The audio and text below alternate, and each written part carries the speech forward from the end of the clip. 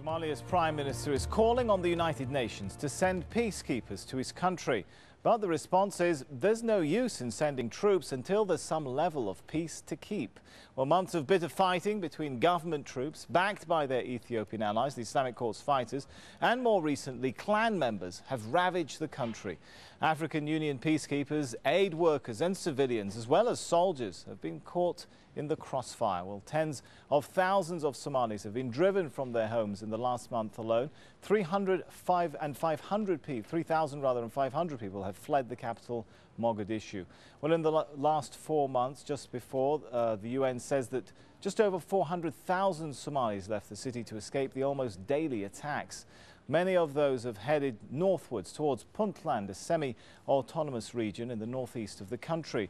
The region's largest city, Bosaso, is now struggling to provide for its growing refugee population, as Mohammed Adow now reports.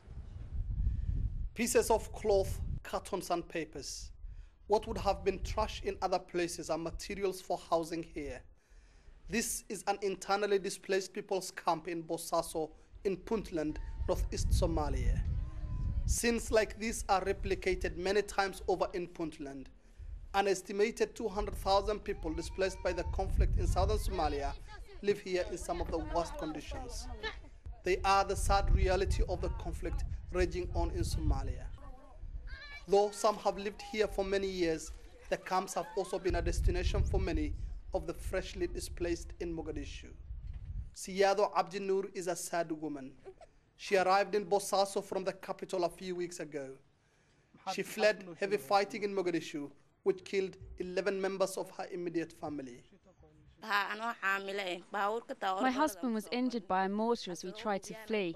I'm all alone. I can't work as I had a baby just 3 weeks ago. I just survive on what people here give me.